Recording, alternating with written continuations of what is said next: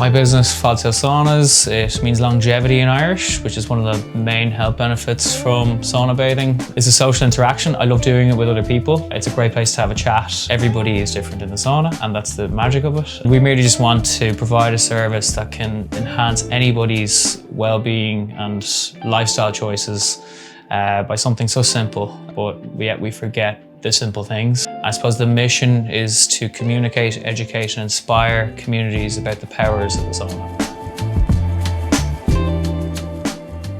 Any culture or environment that I was in always would have promoted sauna bathing as a recovery protocol. I've always been a sea swimmer, and with the rugby background, ice bathing is always a good way to recover. So just doubling down on the contrast bit for me, for I suppose more of a mental reset, is where the obsession kind of came from. So I suffer from a busy head. I'm constantly thinking about something that I could do or try and fix or whatever, and clarity it gives you, the calmness. It's just a nice time to allow you to be present and just rest and relax.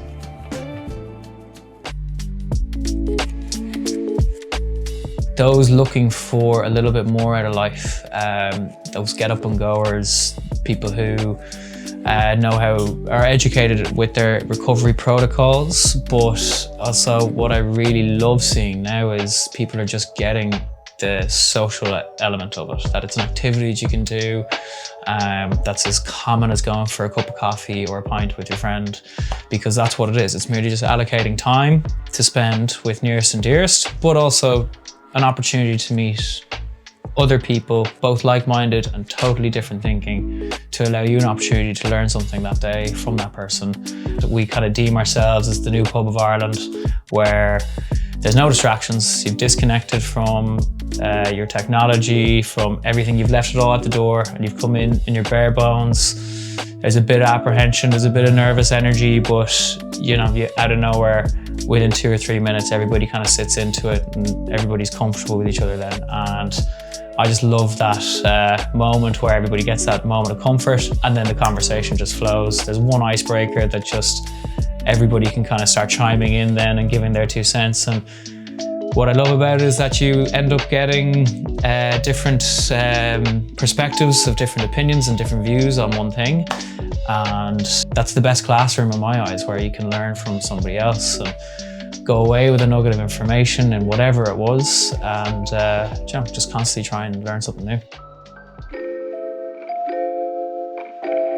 The ice baths, they're at our Clontarf location and our Galway location in Salt Hill. The cold immersion for Greystones is seaside, and that's kind of it, as in we want to vary it and change it and show that there's many different ways that you can get your cold immersion. But the ice baths merely are just to allow the contrast therapy to occur. So you do your heat first, build up your core temperature, raise it. It's really good for your vasodilation, vasoconstriction, and then you go into the cold therapy, and again, just slowly build it, whatever you can tolerate, whatever your capability is, and just the more you expose yourself to it, the better you get at it. So it's all just about small incremental percentages of just getting better and better, and that's also like such a fun thing to know that you're achieving something before the day even starts usually, or even just to unwind after a long tough day.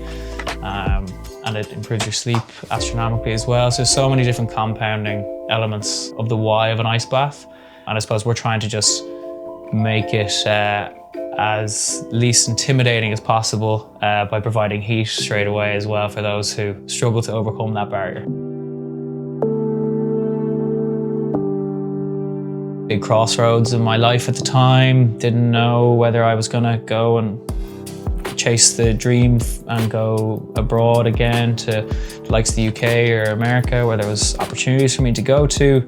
Grateful that they were there, but it's probably even harder to make the decision then, because I still had a choice to make, as opposed to that's gone, do this now. The fear of an office job is astronomical to any sports player. I don't care what standard you get to.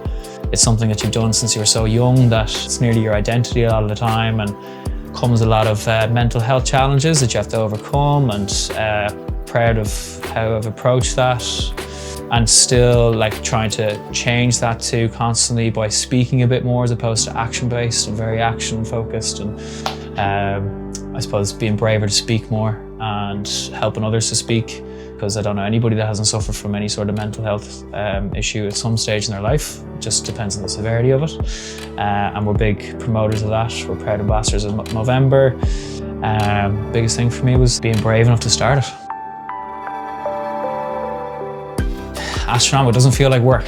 And I suppose when I was taking this leap of faith and not knowing where it was going to take me, as one of my best friend's fathers used to say when I was playing rugby, and he is currently playing rugby, isn't it great that you get to wear shorts to work? And it just stuck with me. I was just like, I love the fact I get to wear shorts to work. And that was something that I wasn't willing to let go of when I was leaving the rugby realm. So wearing shorts now, would often be wearing shorts, and just keeping it that simple for me is very fulfilling. The fact that I just get to feel comfortable in my own skin and do me, and people might think I'm a bit chaotic walking around in shorts in the middle of winter, but I know what it does for me and I feel comfortable wearing them. So.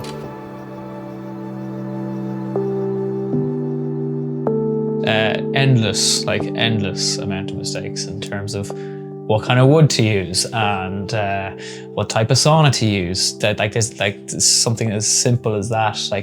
But again, I don't know if I'd change anything, because I wouldn't learn it unless I'd made the mistake. I think the cliche of fail fast and make your mistakes, but learn from it. That's the important part. It's okay to make a mistake. It's just making sure that you don't do the same mistake twice.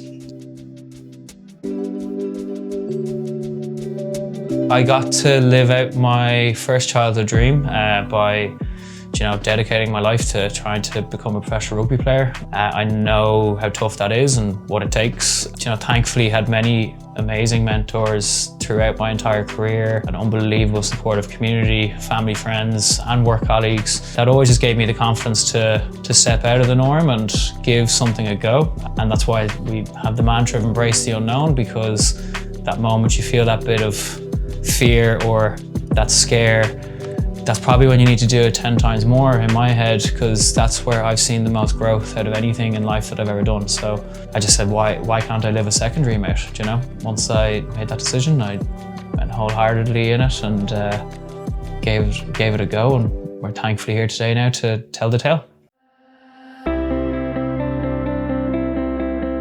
Ask as many questions as possible. Start with your nearest and dearest, asking them, do they think whatever your idea is or your dream is, do they think it's a good idea? How likely is it to them to be your user or not? And even if they're not, that's okay. But figuring out then who is your user or who is going to try this and use this. But just constantly ask why.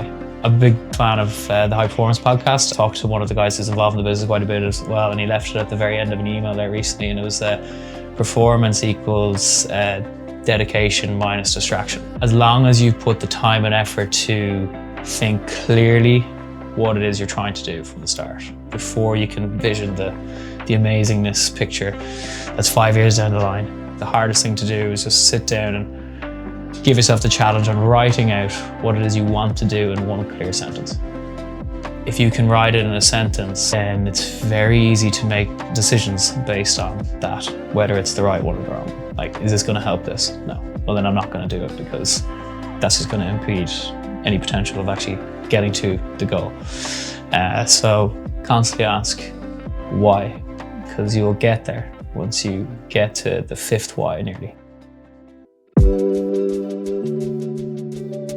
We're hopefully going to take a big step in 2024 now, all to be revealed, but it's amazing to see how many different sauna businesses have opened up since we've managed to open up as well, and that community that's building in all those locations, because I truly believe that there should be a sauna, a shower at every beach in Ireland. We're only merely adopting what all the other our Scandinavian neighbours have been doing, and we actually have a strong sweat house culture in Ireland as well, which we'll slowly introduce and educate not only ourselves but everybody else as well about. And yeah, it's here for the long haul. We're going to continue this journey to complete our mission and communicate, educate, inspire as many communities as possible about the powers of the sauna.